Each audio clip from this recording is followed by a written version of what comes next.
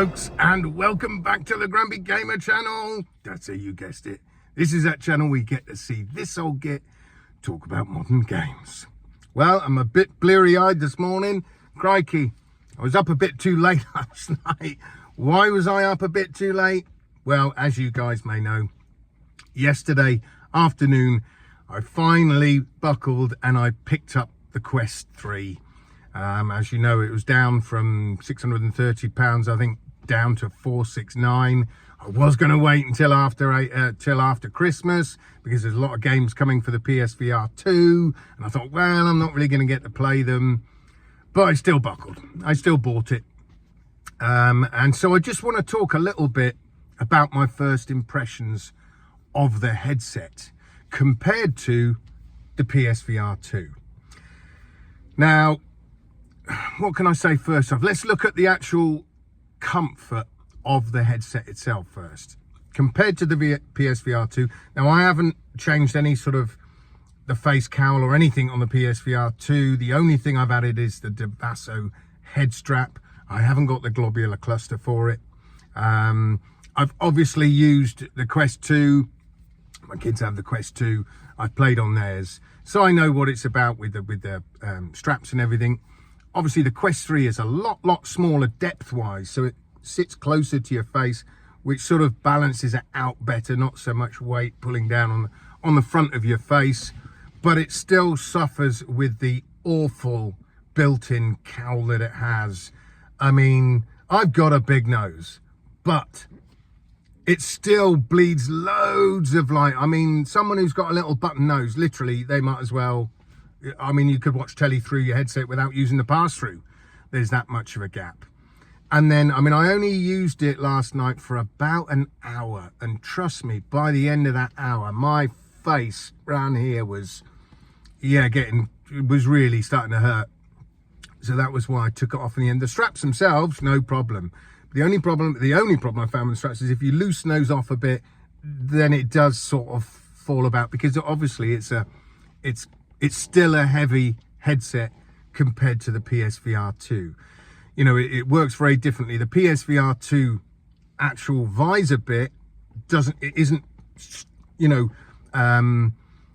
pulled onto your face because it runs with the halo. So the halo's the thing that grips your head, and then the screens just sit there. They literally hang in front of your eyes. So when you pull it up close, it's not really putting any pressure on your face. All the pressure's in the halo. Whilst with the Quest, you got the straps, and then it's pulling that face piece right into your face. So I am going to have to upgrade that face piece, probably upgrade the strap system, because I know you can do that to make it more comfortable so I can play for longer periods. The controllers themselves, compared to the PSVR 2s, I think are poo. To be honest, I really do think they are pretty bad.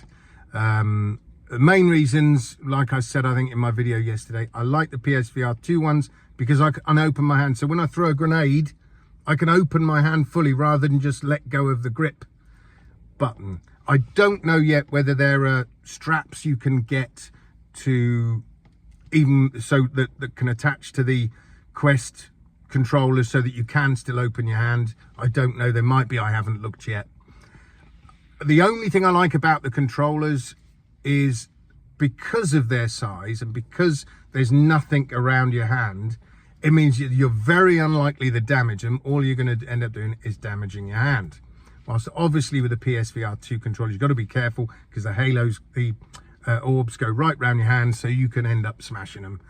No problem. Although I've hit a few things, I've smashed a light off the ceiling with my PSVR 2, but it tends to be my fingers that get it. So it's still, I've been lucky I haven't smashed the side of them or anything like that. I have banged them a couple of times downwards and like, whoops, but never damaged them. So I think for safety wise of the controllers, that's a plus for these controllers.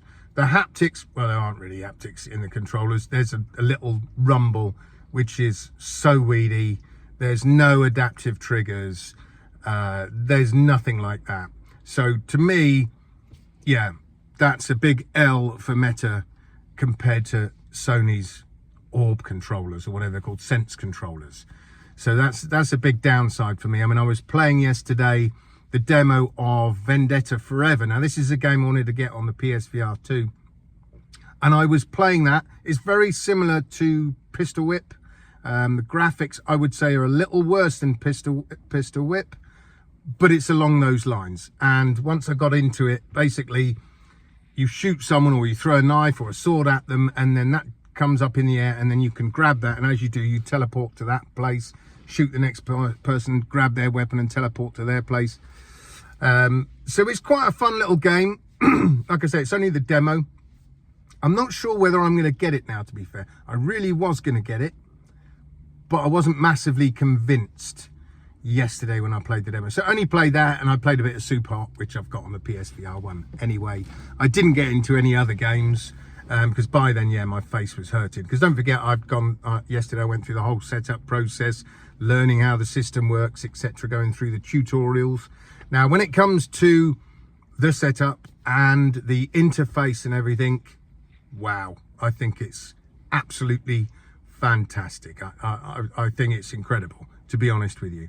And the fact that you don't even need to use the controllers for certain things, you can just use your hands. Like if you turn your right hand towards you, in there, that little section there, you can see the MetaQuest symbol, and you just pinch your fingers together and then it'll take you straight into the menu. I like that a lot. And then I was even typing when I was searching up a friend. I brought up their little QWERTY keyboard, and then I was just typing in thin air. It was fantastic. I think, yeah. So in some regards, the MetaQuest 3 is leagues ahead of the PSVR 2. It really does feel like I've had another generational leap on that front, on the interface, etc., the actual account side of things. And I mean, yeah, that feels like a massive leap forward compared to the PSVR 2. However, I play VR to play games. I'm not going to spend too much time in the menus and stuff. It's, you know, with the PlayStation VR, it's literally, you turn it on, you turn your PS5 on, you turn your PSVR 2 on, stick it on, and you've got the same screen as you would on flat screen. So it shows you all your games, and you can just scroll through, select the game, in you go.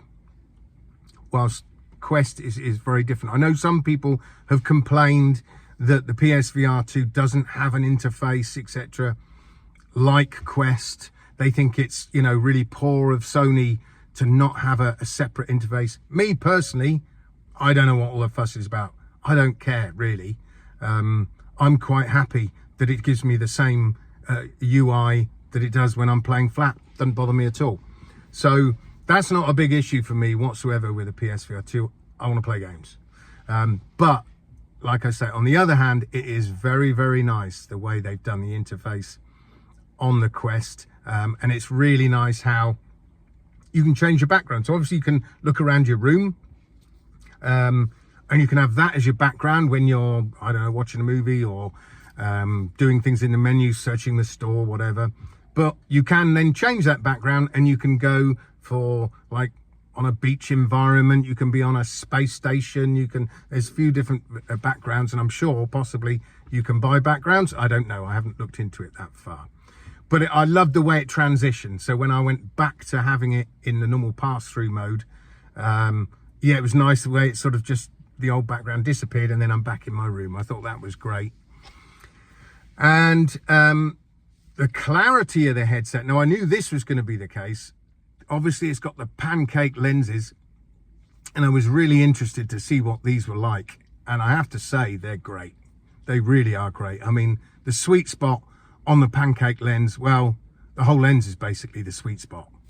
It's not like the PSVR 2 where it's a tiny, tiny sweet spot and it'll go blurry as soon as you move it a tiny amount. That's why I bought the Devasso head strap, because I found without that, the headset would slide down and I'd have to keep pushing it up and readjusting it.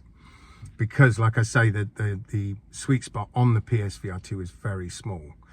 So it's a massive plus with the lenses themselves, these pancake lenses.